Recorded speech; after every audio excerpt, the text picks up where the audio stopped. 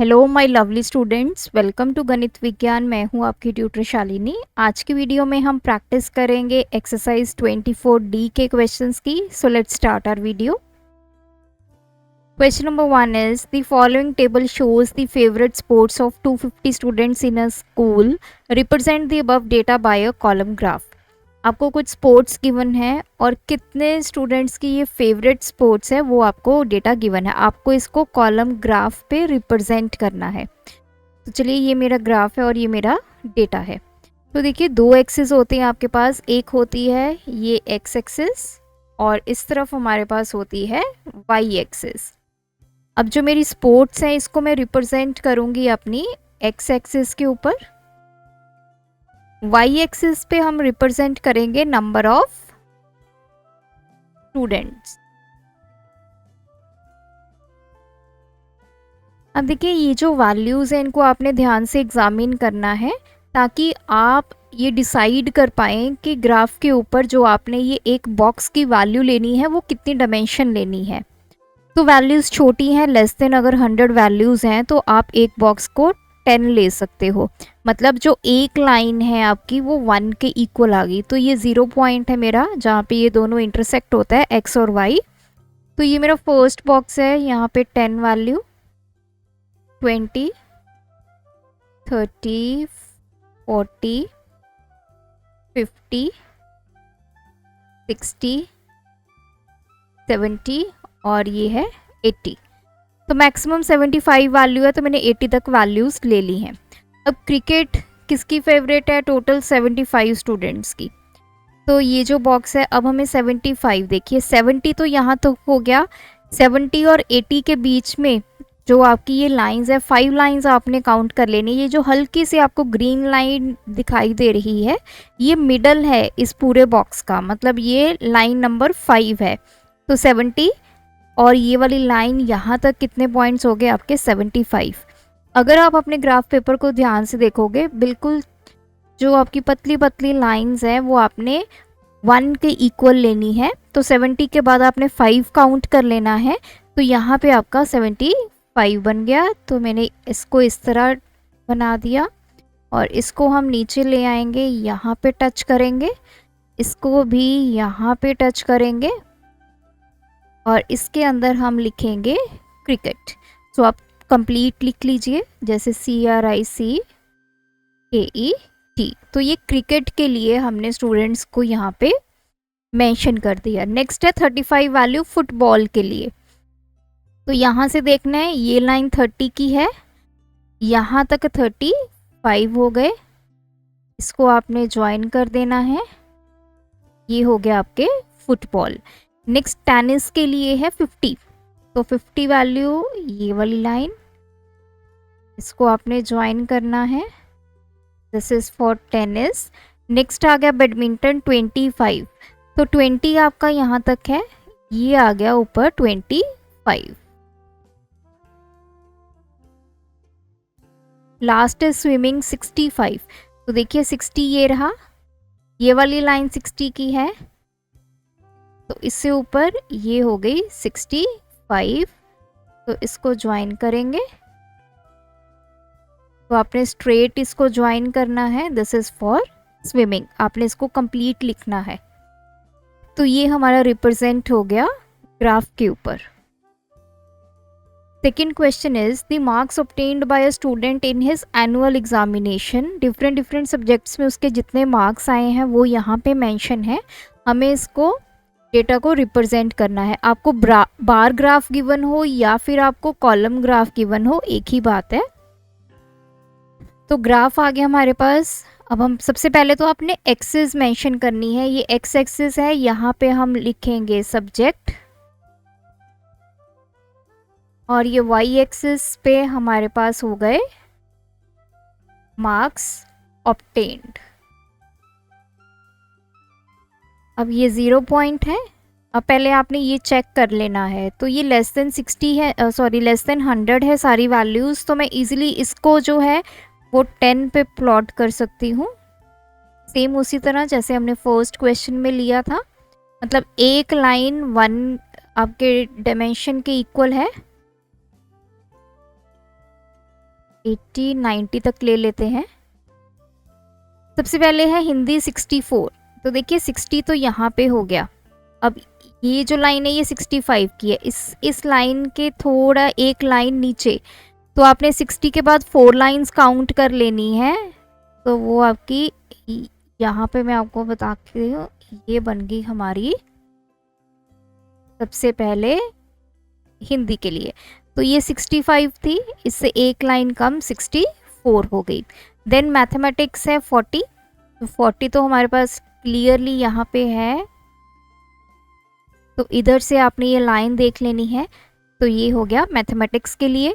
English के लिए 52, तो 50 लाइन तो हमारी ये रही, इससे 2 ऊपर लाइंस आपने काउंट कर लेनी है। तो यहाँ पे मैं बना देती हूँ, तो ये 52 हो गई इंग्लिश के लिए। क्योंकि अभी एग्जैक्टली मैं यहाँ पे इतना परफेक्ट नहीं बना सकती हूँ, तो आपको मैं आइडिया दे रही हूँ कि आपने एक लाइन 1 डायमेंशन के इक्वल लेनी है। तो जितनी भी वैल्यूज़ हैं 50 तो हमें पता ही है ये लाइन है, 52 तो ऊपर 2 लाइंस और ले लीजिए। अब साइंस के लिए है 80, 80 के लिए हमारी परफेक्ट लाइन ये है, तो इसको फिर आप नीचे वाली को ज्वाइन कर दीजिए। तो ये हो गया साइंस। देन सोशल स्टडीज़ के लिए है 36 वैल्यू, तो देखिए 30 वैल्यू तो ये रही, और ये है मेरी 35 वाली लाइन। इससे थोड़ा सा यहाँ पे ऊपर बना देती हूँ मैं, तो ये 36 सोशल स्टडीज़। 35 वाली लाइन से एक लाइन ऊपर, तो वो 36 हो गया। क्वेश्चन नंबर 3, हमें बर्थ रेट पर 1000 गिवन है 5 कंट्रीज़ का।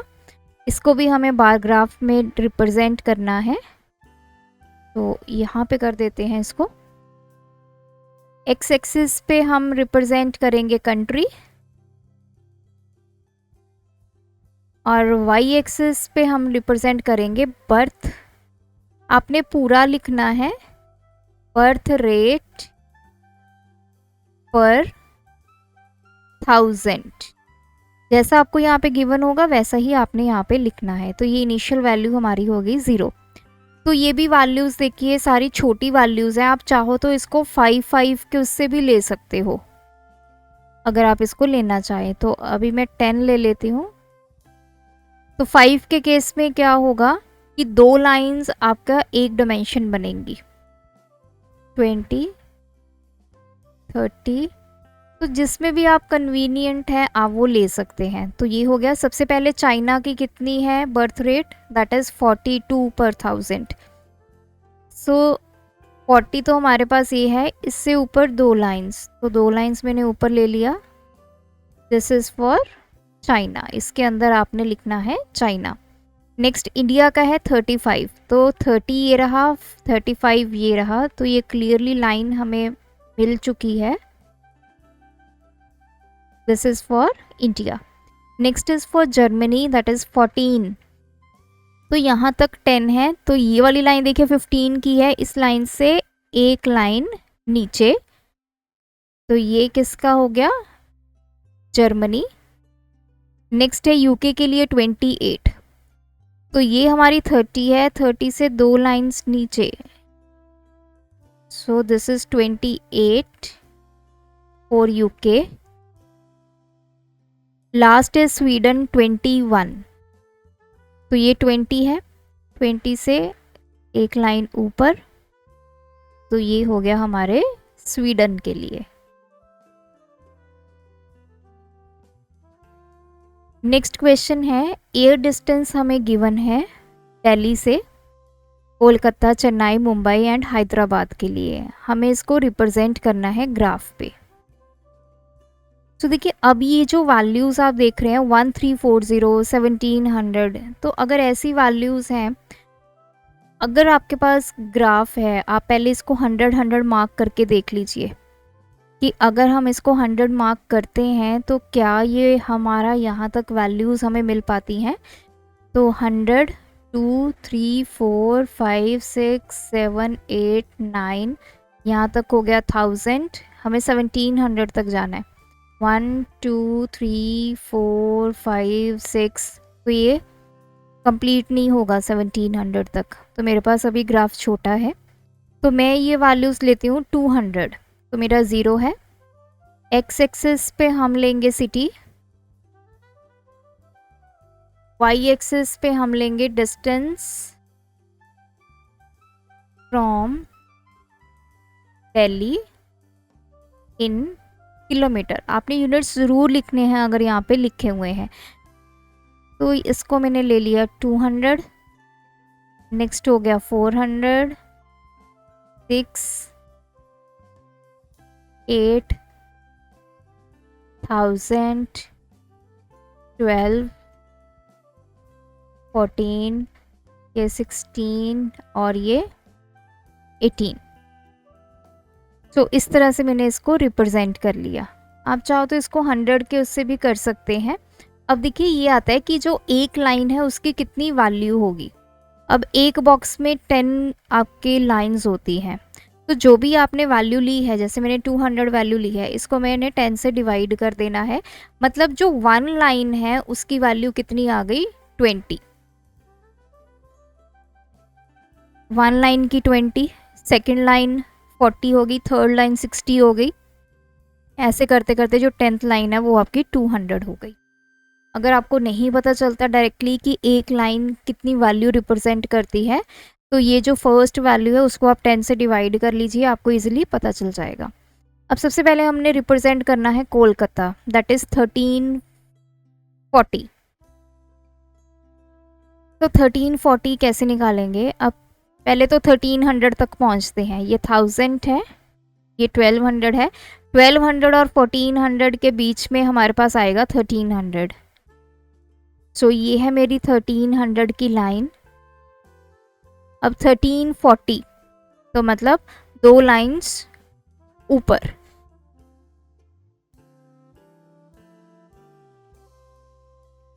तो 1300 की लाइन ये रही जो सेंटर वाली है, इससे 2 लाइंस ऊपर, तो यहाँ पे कहीं आ गया मेरा 1340। तो मैंने यहाँ से स्टार्ट कर लिया है, आप यहाँ से भी स्टार्ट कर सकते थे। तो चलिए कोई बात नहीं, ये कोलकाता है। आप इसके ऊपर इसकी वैल्यू भी लिख सकते हैं यहाँ पे 1340। नेक्स्ट है चेन्नई 1700। चेन्नई के लिए ये तो हमें पता चल गया 1600 है, फिर 1800 है। तो मतलब 5 लाइंस, जो सेंटर वाली लाइन है वो क्या रिप्रेजेंट करेगी, दिस वन 1700। सो इसको नीचे ले आएंगे।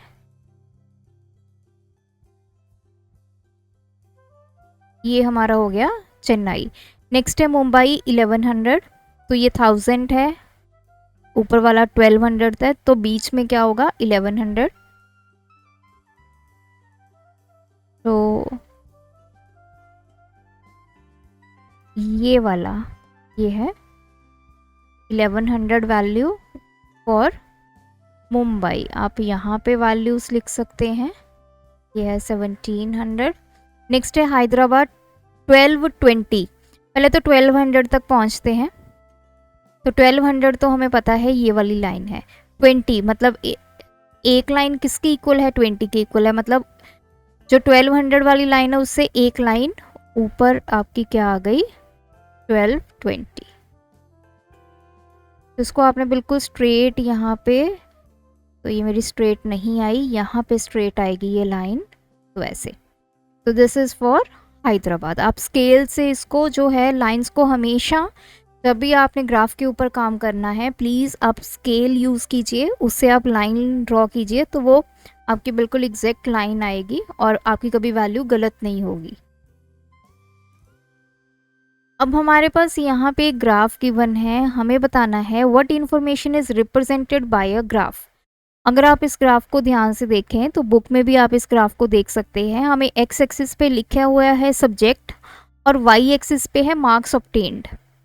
तो किसी स्टूडेंट के हर एक सब्जेक्ट में कितने मार्क्स आए हैं तो वो रिप्रेजेंट कर रहा है।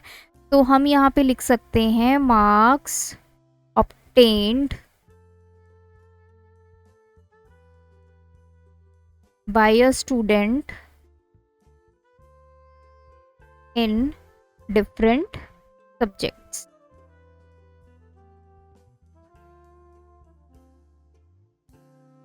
तो ये इंफॉर्मेशन हमें ये बार ग्राफ जो है वो प्रोवाइड कर रहा है. How many marks were obtained in English. तो पहले तो इंग्लिश ढूंढिए सब्जेक्ट, ये इंग्लिश है. तो यहाँ पे आ जाइए, ये वैल्यू, तो ये है मेरी 60 वैल्यू, ये है मेरी 70 वैल्यू. एक 60 है, एक 70 है. तो इसके सेंटर वाली जो लाइन है, तो एक लाइन जो रिप्रेजेंट कर रही है वो एक डायमेंशन को रिप्रेजेंट कर रही है. 60 के बाद जो नेक्स्ट लाइन है वो 61 है, 62 है. तो ये मिडिल वाली लाइन है, तो इसका मतलब ये कितने मार्क्स हो गए, 65. In which subject least marks were obtained. सबसे कम मार्क्स किस में आए हैं. तो ये आप इजीली ग्राफ देख के ही जज कर सकते हैं. सबसे छोटा ग्राफ किसका बना है, ये वाले सब्जेक्ट का. तो ये कौन सा सब्जेक्ट है आपका, हिंदी. सो आपका आंसर आ गया Hindi. What was the total marks obtained in all subjects. सभी सब्जेक्ट्स में कितने मार्क्स आए हैं. तो ये आपको 1 by 1 यहाँ पे चेक करना पड़ेगा. जैसे ये मार्क्स हैं, हिंदी के मार्क्स हैं आपके 55, ये यहाँ पे सेंटर में है. तो आप बुक में इसको अच्छे से देखें, 90 और 100 के सेंटर में, तो ये हो गए 95. ये तो क्लियरली 80 है. इंग्लिश का हमने कैलकुलेट किया 65. सोशल साइंस में हमारे पास है 70 एंड कंप्यूटर साइंस में है 90. तो टोटल मार्क्स कैसे पता चलेंगे, इनको ऐड कर लीजिए.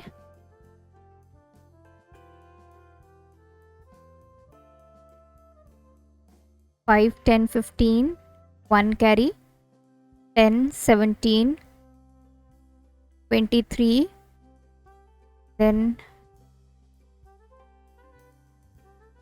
17 and 5.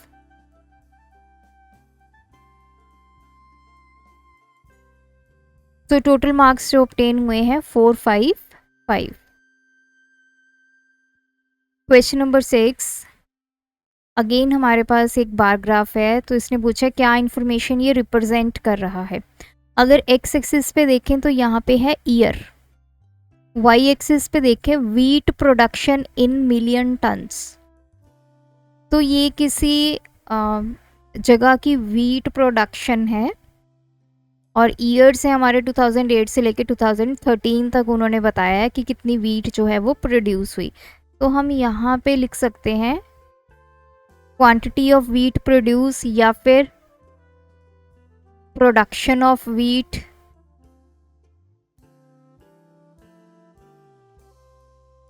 इन